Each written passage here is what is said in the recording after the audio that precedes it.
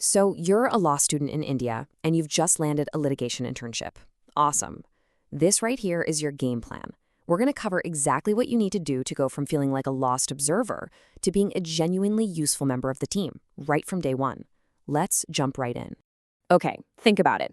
You sent out all those emails, you worked your network, and you finally got it. The internship is yours. Huge congratulations. But then that little voice kicks in, right? Okay, now what? What do I actually do to get ready for this? And that feeling of uncertainty is exactly why so many internships become a wasted opportunity. The truth is, most students show up completely unprepared. They spend weeks just trying to figure out what's going on, and by the time they can actually chip in, the internship's basically over. We're going to make sure that is not you. So what's it really like? Forget what you see in the movies. Your day-to-day is going to be the real hands-on work. We're talking about drafting documents, digging into case law, organizing files, and, of course, accompanying your senior to court and taking meticulous notes. Our goal here is to get you so prepared that you can handle all of this with confidence from the minute you walk in the door. All right, first things first. The absolute bedrock, the foundation of everything, is procedural law. Seriously, this is the #1 thing most interns just skip. And let me tell you, knowing this stuff is the fastest way to signal to your advocate that you're taking this seriously. It's the rule book for how the entire game of litigation is actually played. In India, you've basically got two major tracks. On one side, you have civil cases, things like contract disputes or property issues. Those are run by the Code of Civil Procedure, the CPC. On the other side, you've got criminal cases, which now follow the new Bharatiya Nagarik Suraksha Sanhita, or BNSS. You have to have a working knowledge of both. It's non-negotiable. But here's the good news. You don't need to memorize the entire CPC. Just focus on the life cycle of a typical case. Start with Order 7. That's the plaint, the document that kicks the whole thing off. Then look at its counterpart, Order 8, the written statement. And you absolutely have to understand Order 39 on temporary injunctions, because that comes up constantly. If you get these, you'll understand like 90% of what's happening in any civil court. And for criminal law, it's the same idea. Think in terms of stages. First, how does a case even begin? Well, that's the FIR. What happens right after an arrest? That's when you need to know the basics of bail. And then what's the general flow of a trial, from framing charges all the way to the final judgment? Just understanding that sequence is a total game changer. So knowing the rules is one thing, but what's the one skill that will make you genuinely useful from the moment you step into the office? It's this: practical drafting. This is what transforms you from someone who just follows along into a real contributing asset to the team. And this phrase right here, it perfectly captures the vibe of Indian legal drafting.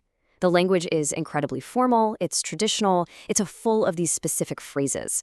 This isn't just being polite, it's the required, expected way of writing. You've got to get comfortable with this very particular style. So how do you practice? Look, don't wait for someone to hand you an assignment. Be proactive. Before you even start, go online to a legal database and find some samples. Try to draft a really simple plaint for a money recovery suit, or maybe a bail application. The goal isn't perfection. It's just about getting a feel for the structure and the language.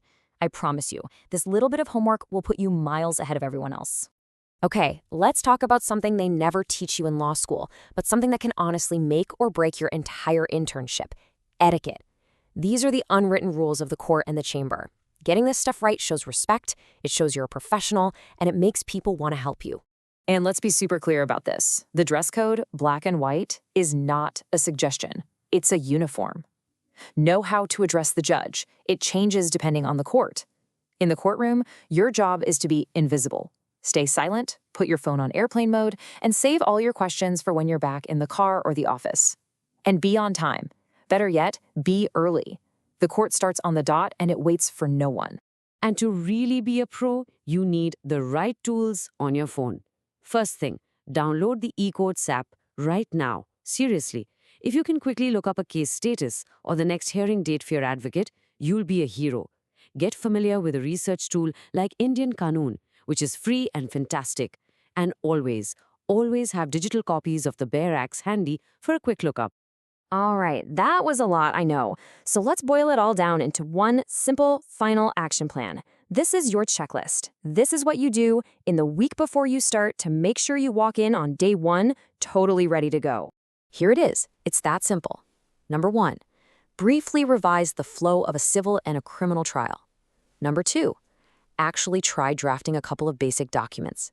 Number 3, know the dress code and the rules of court etiquette by heart. And number 4, download those essential apps on your phone.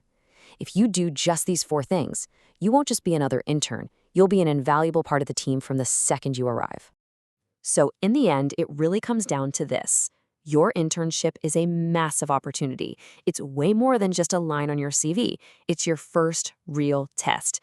So the question you have to ask yourself is, are you going to just be a quiet observer in the corner, or are you going to prepare yourself to be a real asset? The choice is entirely yours.